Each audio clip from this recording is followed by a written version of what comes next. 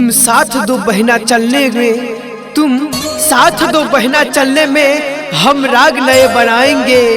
अधिकारों का जो हनन हुआ है हम वापस दिलाएंगे, हम वापस दिलाएंगे। हाँ तो ध्यान रखब, नवा वाखर क्षेत्र संख्या 14 के मतदाता मालिक अही बेर अहाँ सबके नया भावी युवा उम्मीदवार भाई शशि कुमार के भारी मतों से विजय बना के अपन मुखिया जरूर बनाबी।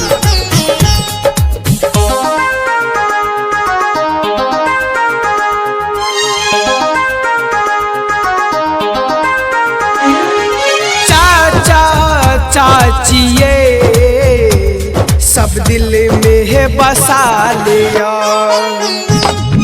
चाचा चाचिए सब दिल में है बसा लिया।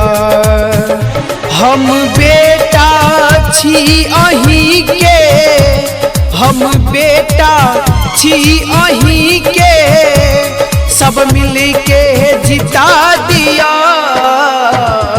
चाचा चाचिए सब दिल में है बसा लिया, चाचा चाचिए सब दिल में बसा लिया।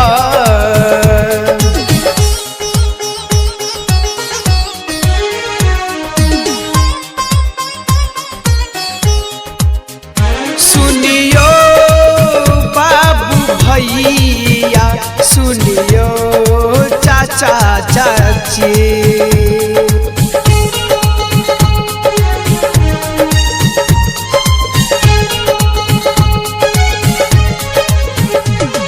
सुनियो बाबू भैया, सुनियो दादा दादी, सुनियो बाबू भैया, सुनियो दादा दादी। शशि भैया के ये सब मिल के है जिताबी, शशि भैया के ये सब मिल के है जिताबी। नौवा बाखर पंचायत के मुखिया बना दिया, नौवा बाखर पंचायत के मुखिया बना दिया। चाचा चाचिए सब दिल में है बसा लिया, चाचा चाचिए सब दिल में बसा लिया। नारी नहीं है अबला, नारी नहीं है अबला, ये बात है पुरानी।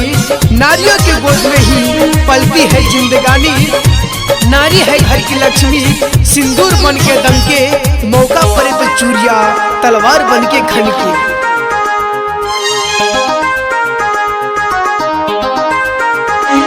विरोधी के वोट नहीं दे, चुनब सही इंसान। विरोधी के वोट नहीं दे, चुनब सही इंसान।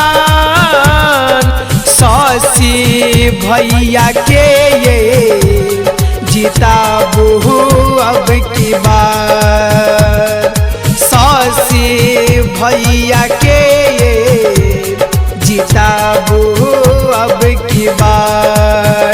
सबके रहत जे साथ हैत पंचायत के विकास, सबके रहत जे साथ हैत पंचायत के विकास। चाचा चाचिए सब दिल में है बसा लिया, चाचा चाचिए सब दिल में बसा लिया। प्रचार निर्माण केंद्र आदित्य रिकॉर्डिंग स्टूडियो, नवा वाखर हटनी।